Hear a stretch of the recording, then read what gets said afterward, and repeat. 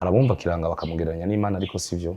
Kiranga yari umuhuza w'abantu n'Imana, vuga niwe yari umuhagarikizi mukuru, yari umuherezi mukuru niko novuga umugigo wo kubandwa. Kubandwa nako ni ukwambaza Imana bifatiye ku mico n'imigenzo y'abarundi. Muri ico gihe rero iyo abantu bagiye kubandwa baraja hamwe bagahuza inama n'imitima maze bagahitamo umuntu umwe ashobora kubayobora nk'uko kwambaza Imana ari we rero yaca aheza akitwa Kiranga. Niba ari nk'ikibazo cabaye mu kibano, niba ari umuntu ashaka gushimira Imana ku vyo yamuhaye, twovuga nko mwimbura, umuntu yarashobora guteramisha abandi bagenzi we akavuga ati muraza tuzobandwe muhira kugira shimira Imana ko yampaye umwimbu, canke ari ikintu kidasanzwe cabaye nk'inkuba yakubise umuntu, imvura yataze, ni kuvuga imvura yabuze, abantu bakaja hamwe kugira babandwe bashobore gushimira Imana canke gusaba Imana ivyo basavye. Ivyo rero bakabigira bari hamwe bahuje inama n'imitima. Ivyo rero aho vyabera aho babandirwa ntibahitwa ngo ni mu rusengero canke hehe, hashobora kuba ari ku mwana w'umuntu mugabo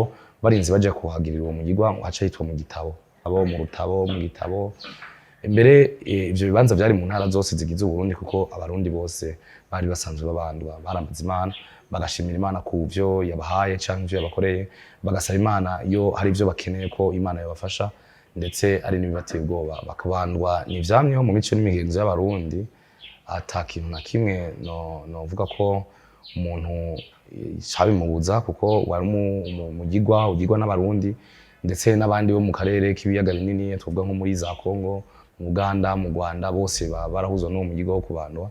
Ariko turavye uko uyu muzo w'amadini waje inyuma kumbure y'abatasi baje guca mu Burundi baraba uko tubayeho, hama haraza aba bantu baba missionnaire nabo nyene bari baje bafite igikorwa cabo.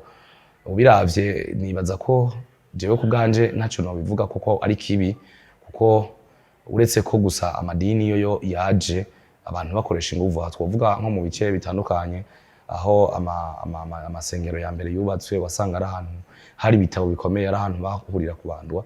Bavuga bati kugira tubakure kurujya mu gigwa ubahuza nk'abarundi, reka tubazanira ibindi bintu navyo rero kugira tubaronke twahurira hamwe abantu mu bitabo, abantu baje guhurira babandwa niho bace baheza bakabasanga hama bakabashira isengero. No munsi rero umuntu arashobora kumbure kubandwa akongera akaja mu isengero kubera ivyo arashaka ku kibano kibona, ariko simbona ko menga vyo babikwiye cyane ko umuntu yambaza Imana kubiri, no munsi wambaza Imana uku ejo naho wambaza Imana kuriya, umengo ntibijanye nta na gato. Uwandwa yo bandwa, usenga gasenga, nivyo vyo bari vyiza kurusha.